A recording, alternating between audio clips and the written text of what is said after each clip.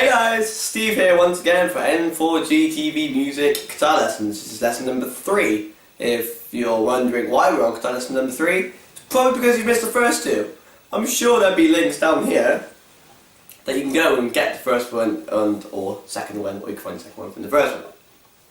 Okay, so what we've gone through so far, we've gone through the A, E, D, C, F and G chord, a little bit about the guitar, and tuning and the strings. We're going to talk about something that everybody doesn't like, and it's called scales. But before you turn off and go watch cats playing piano, it's good because it will help you learn how to play solos. So the first one I'm going to teach you is the major scale. Now I'm going to play the major scale in the key of E, which is just the open top string. Easy enough. So major scale goes like this. I'll play it for you first and then I'll teach you.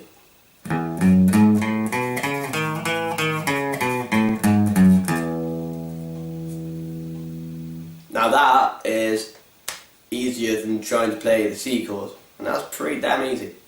So with the open E scale, you're going to go open E to the 2nd fret, up through to the 4th. Trying to slide too far. And you want to do exactly the same thing on the A string, which is string underneath.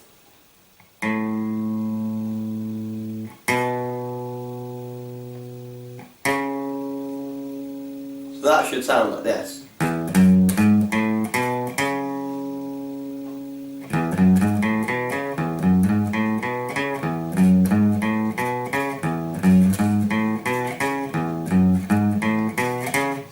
What I'm going to do as well is try and get more of your fingers involved. So instead of sliding up, like, try and use your ring finger, because they're perfect right the way, depending on how small your hands are. If you've got little tiny baby hands and you're a little tiny baby trying to play guitar, get your parents to feed you. For Christ's sake, you're a baby. It's awesome though. So yeah, try and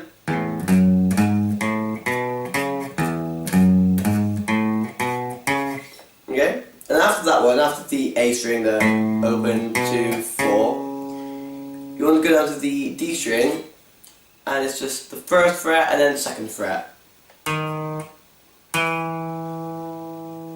Okay, again with that, try and use 2 fingers. And then you want to do it, all that in reverse, but we'll go through it so fast, so you can try and keep up with me. Look up.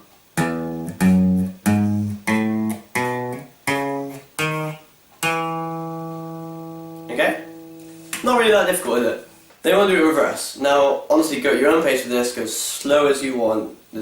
No one's going to judge you for going slow, it's for your own practice, okay? So you go 2nd, 1st, and then you want to go back to the A string, to the 4th, 2nd, open, and same for the E, 4th, that's the 5th, 4th, 2nd, open. Okay, so that should be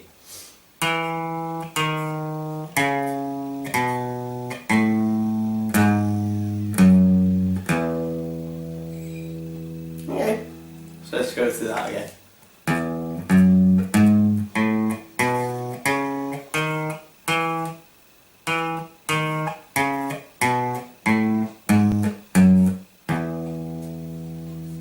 With that you can rip some awesome solos.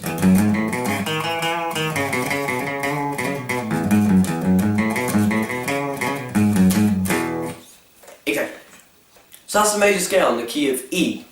Now, again, if you want to play it anywhere else, it's the same sort of thing, because you're going from the open to the 2nd, you want to go from, so you want to do it in the key of G, because that's a G note. Do the same thing, G, 2nd, okay, you go the 2nd note up, and then the 2nd from that.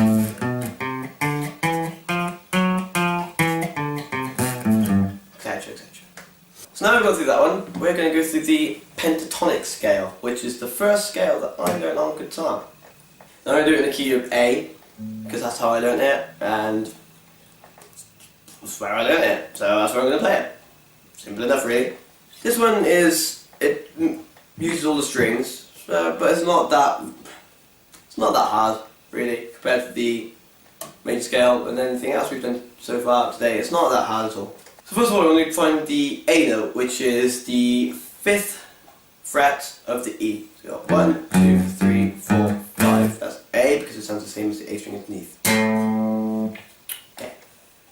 So you go from the 5th fret, sorry, up to the E. 1, 2, 3rd up. Okay. And like I said, try and use your ring finger because it'll help stretch your fingers when you do start shredding some sick solos like James Hetfield. And then you want to go from that to the A string. Now this is where it gets easier because you've gone from the A to that one, so you've gone 3 up. And then you go to the A string, you want to go 5th fret again. But this time you want to go to the 7th, so you only want to go up 2. Okay?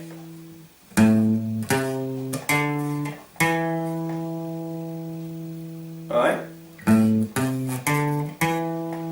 And then that's the same for the rest of the strings up to the bottom 2. So you've got.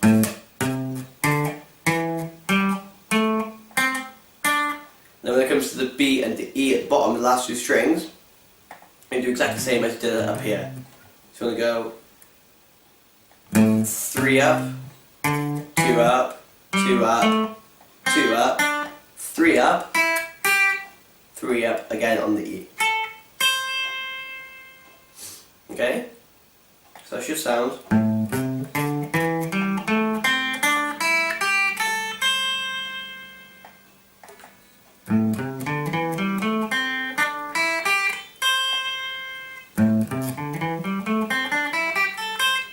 And you want to do that in reverse again.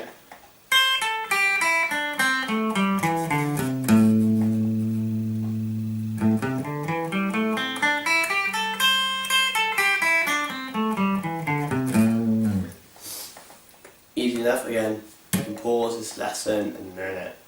But then, again, with that scale, you can do some awesome solos. Like that's how most of my solos were written for most of my bands.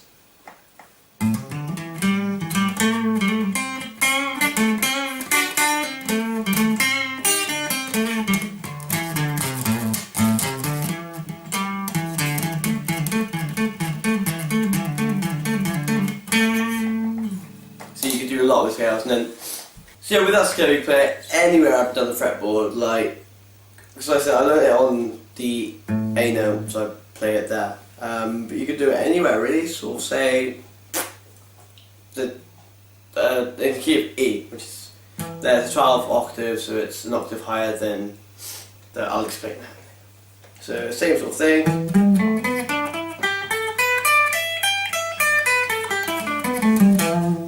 Same scale, just different notes. Okay, so next we're going to talk a bit more about the guitar. We've been through the machine heads, the strings, the humbuckers and the bridge. So now we're going to go on to talk about the volume and the tone control. As you see on my guitar, I have 2 knobs, a turn, and 1 switch. Now all guitars are different. Some guitars, like hopefully, well, the guitar that I learned on was a Fender Stratocaster copy, and it had volume control and 2 tones. So we've got the volume control, which is straightforward. Turn it down, no volume. Turn it up, you have volume. There's really not a lot I could do about that. Now with the tone, it changes the EQ, really, equalization. So it's got either less bassy or more bassy. That's really the best way to describe it. So if I play,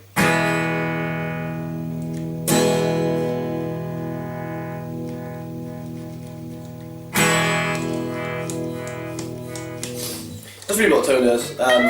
You can have it anywhere that suits you, the sound that you like. Now with the switch, that chooses which pickup is in use. So right now I've got it on the bottom of the switch. Now some have 3, some have 5, it depends entirely on the guitar. All it does is just changes what part of the pickup is used and whatnot, etc, etc. So I've got mine on that one, which means this pickup's in use mainly and not so much this one. as you can hear, it's quite trebly, which is the bridge neck is a treble. Picky uppy. Okay. Now if I put it into the middle. No. Now if I put it to the top. I don't know whether you guys can hear the difference, but it's a bit more bassier, a bit more of a warm sound really.